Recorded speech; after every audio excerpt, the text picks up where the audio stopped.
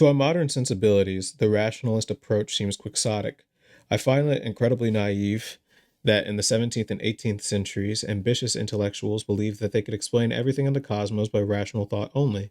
Descartes, Spinoza, and Leibniz were convinced that the human reason had the capacity to discover the true nature of reality.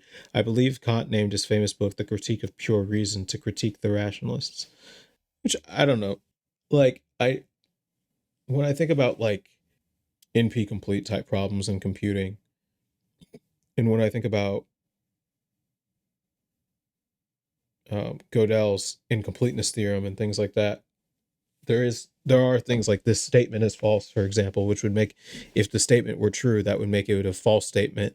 But if it says that the statement is true, then it is false. But if it's false, then it's true, right? So there are paradoxical things that exist in the universe without breaking the universe. And the thing about reason is that reason includes things that can be computed. And there are things in the universe that aren't computable. So like if we look at like the Godel impossibility theorem, Godel's incompleteness theorem are two theorems of mathematical logic that are concerned with the limits of provability. Uses a diagonal argument. The first incompleteness theorem states that no consistent system of axioms whose theorems can be listed by an effective procedure is capable of solving all truths about arithmetic of natural numbers. For any such consistent formal system, there will always be statements about natural numbers that are true but are unprovable within the system. And this is just my own opinion, is that like a system can't comment on the system itself, right? So when someone is a part of a system, they don't have the entirety of the system in mind. They can, and that's kind of one of the reasons that we create hierarchy charts at organizations, so that different people have different levels of visibility, and so that they don't break mentally under the full weight of what the organization has to do. So like,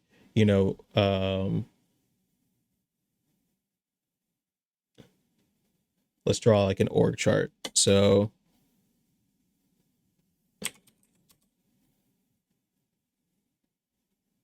a company starts with like a CEO, right?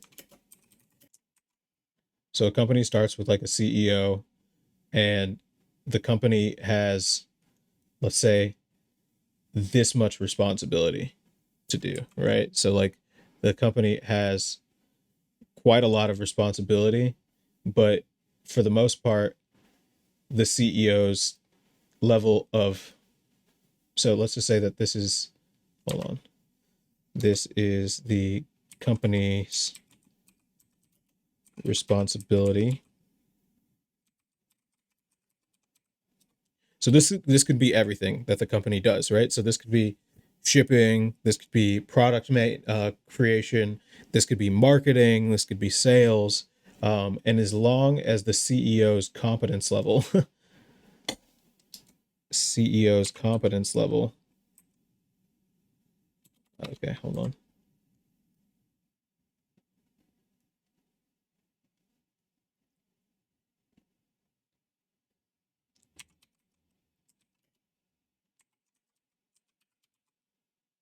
So as long as the CEO's competence is greater than the company's responsibilities, then it's fine, right? Like the CEO can fully understand the complexities of the organization without having to, I don't know, like mentally kind of like erupt. The problem is that the CEO's competence quickly gets outshadowed. Let's say that like the company gets more customers, and then let's say that they hire two people, and let's say that like they create a new product line. All of a sudden the CEO's competence is greatly outshadowed by the company's responsibilities. So in order to fight that growth problem, the CEO will hire, I'm just going to duplicate him because I'm too lazy to actually get more people. Yes, he's cloning himself. He's cloning himself and his abilities. So basically, the CEO is just going to hire more people. And then what happens is that there's more competence to go around because now there's a chain of communication. So, like, this person has their own competence here, and this person over here has their own competence in another skill set. And then this person who's like new to work has a smaller amount of competence but a large amount of focus, and they basically all have different knowledge that they pass back up the system. So like when this person needs to tell this person something, they're actually going to take what they did and they're going to filter it into an even smaller point. And then this person is going to take that information and give it to their boss, who's the CEO, as a oh get out of here. What are you doing? Get out of here. Shoo, go on, get. So this one will combine this one and this one, and they'll deliver it back up to the CEO. So basically you can see it as like everybody has their own knowledge framework, and within the organization, it's the goal of the, why can't I move? Move. Interesting. Escape. Oh, okay. So like, because the company's responsibilities are now much more massive than the CEO's competence, everybody splits the tasks and then use the communication network to filter these tasks up and down. The problem with this, though, is that communication has its own cost incurred to it. So this also is like, not only just are you losing this information, but you also get with it like a little negative Nancy. So you also get a little communication gremlin. Every time you move up or down a level, you incur a little gremlin of communication that's going to eat into your business, right? So there's like a real downside to scaling a system before you really fully comprehend it, and the temptation to scale a system before you're ready to scale it is pretty high. But you actually do literally to, again, things like Godel's Incompleteness theorem, we can almost prove with certainty that it's a good idea in the sense that you get to now have your whole company's responsibilities larger, like everybody's skill set, larger than the company's responsibilities again. But you also take on a whole extra slew of costs that are from these communication gremlins. And then also, people just doing whatever, because there's the principal agent problem as well,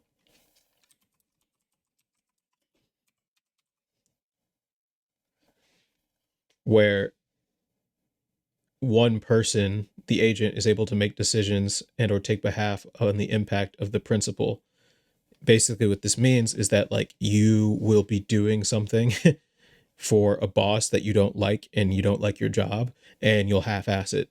So if you half-ass it, then you are a agent, because it's not your principal problem to solve. The principal agent problem basically states that there's just no way that you would care nearly as much about the problem as the principal, and you shouldn't, right? Like the whole point of a principal agent problem is that you don't care as much about the problem.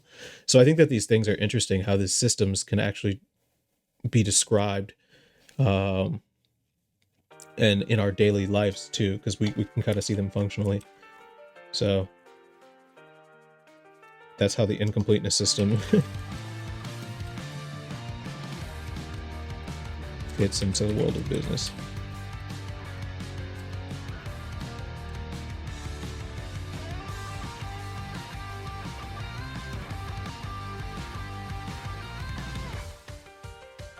Okay.